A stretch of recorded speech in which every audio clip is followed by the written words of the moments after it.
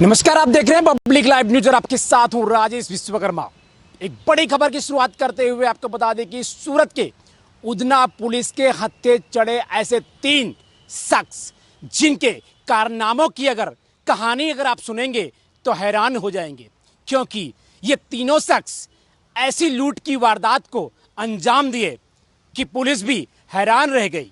क्योंकि उधना पुलिस ऐसे 3 शख्स को सलाखों के पीछे भेज दिया। ये तीनों शख्स की कहानी आज हम बताएंगे। कौन है ये तीनों शख्स और अपराधी जिन्होंने लूट की वारदात को अंजाम देने के बाद उसी गोडाउन में आग लगाकर पूरी आग की कहानी वो लूट में तब्दील कर दी। ऐसी कहानी ना आज तक आपने सुनी होगी और ना ही देखी होगी। लूट की ऐसी वारदात सबसे पहले पुलिस जैसे ही कान में पड़ी, फौरन उधना पुलिस की सर्वेलेंस टीम उस जगह का जायजा लिया जिस जगह पर आग लगी थी। आग लगने के बाद जब पुलिस ने पूरे इस मसले की तहकीकात और इन्वेस्टिगेट किया तो पुलिस के भी होश उड़ गए, क्योंकि दरअसल ये आग नहीं, ये आग लगाई गई थी। इस तरह की बात पुलिस को मिली और तहकीकात पुलिस उस दिशा में करने लगी। और जब बात वहां तक पहुंची तो पुलिस ने इन तीनों आरोपियों को गिरफ्तार कर लिया और इनके पास से करीबन 35 लाख से ज्यादा के मुद्दामाल पुलिस ने जब्त किया। यही नहीं, उमरा पुलिस स्टेशन की हद में भी इसी तरह की ही लूट की वारदात को ये तीनों शख्स ने अंजाम दिया और उसके बाद उसी जगह पर आग लगा दी, ताकि पुलिस को ये भनक ना पड़े कि ये लूट की वारदात नहीं बल्कि ये आग की वारदात थी। इसीलिए पुलिस उस दिशा में काम कर रही है कि आखिर ये तीनों शख्स कैसे लूट की वारदात को अंजाम देते थे और इनके साथ और कितने अपराधी इसमें शामिल हैं। इन तीनों अपराधियों का क्या गुनाहित इतिहास है, ये भी पुलिस जांच में पड़ताल में आगे करेगी। लेकिन सबसे अहम सवाल है कि ये तीनों शख्स कितने चालाकी से पुलिस को अंधेरे में रखकर लूट की वारदात को आग की वारदात में तब्दील कर कई लोगों को निशाना बना रहे थे। और इसमें कई मोबाइल पुलिस को बरामद हुए हैं। ये पूरी कहानी एक अलग दिशा में मोड़ में ले जाती है। इसीलिए ये तीनों शख्स की कहानी इसीलिए सबसे अलग थी और ये अपराधी अपराध को अंजाम देकर पूरे गेम को पलट देते थे। इसीलिए पुलिस अब इनके उन कारनामों की तहकीकात करेगी कि आखिर और कितने जगह पर इन लोगों ने लूट की वारदात को अंजाम दिया है।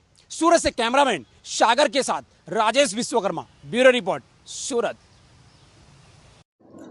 ઉધના પોલીસ સ્ટેશન વિસ્તારમાં બ્લુ ડાર્ટ નામની કંપની કે જે ઉધનામાં એક શોપિંગ સેન્ટર પાસે આવેલી છે, ત્યાં આગ જાણવા જોગની ફરિયાદ નોંધવામાં આવી હતી, જે 3 તારીખનો બનાવ છે। ત્યારબાદ પોલીસે જે ઉધનાની સર્વેલન્સ ટીમ છે, આ ઉપરાંત જે ઇન્વેસ્ટિગેશન ઓફિસર છે અને ઉધનાના બંને પીઆઈ છે, આ સ્થળની વિઝિટ કરે છે।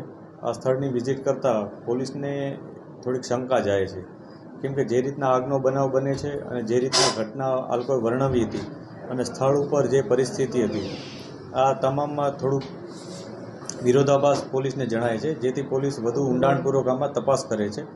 તપાસ કરતાં કેટલીક બાબતો સામે આવે છે અને પોલીસને એવું ખ્યાલ આવે છે કે આ સમગ્ર ઘટનામાં આગ લાગવાનો બનાવ એ બનાવી અને ઉપજાવી કાઢેલો બનાવ જણાય છે અને હકીકતમાં ત્યાં એક ઘરફોડ ચોરીનું પૂરેપૂરું એક યોજનાબદ્ધ કામકાજ કરવામાં આવ્યું હતું અને એ આધારે અમે કેટલાક પુરાવાઓ પણ મેળવ્યા હતા।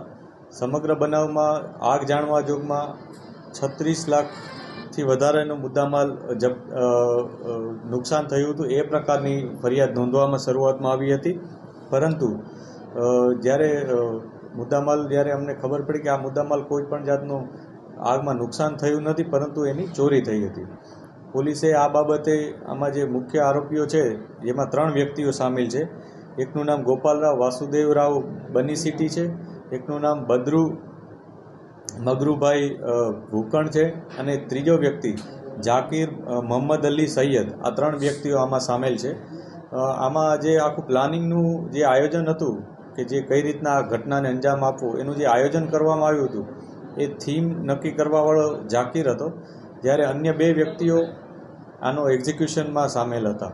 આમાંથી ગોપાલરાવ છે એ સિક્યુરિટી મેનેજર તરીકે બ્લુ ડાર્ટમાં જ નોકરી કરતો હતો, જ્યારે બદરુ કરીને એક વ્યક્તિ જે 2 દિવસથી સિક્યુરિટી ગાર્ડ તરીકે જોડાયેલો હતો એ અગાઉ તે પેલા ડ્રાઇવિંગનો ધંધો કરતો હતો અને આ જે ઝાકીર છે એ બ્લુ ડાર્ટમાં જ સુપરવાઇઝર તરીકે કામ કરે છે. આ સમગ્ર બનાવમાં પોલીસે 35 લાખ જેટલો મુદ્દામાલ રિકવર કરેલ છે, જેમાં 8,25,000નું રોકડ રકમ, 26,96,000નું મોબાઈલ, જેમાં 40 નંગ મોબાઈલ સામેલ છે. આ ઉપરાંત એક DVR અને એક લેપટોપ, આટલો મુદ્દામાલ પોલીસે કબજે કરેલ છે.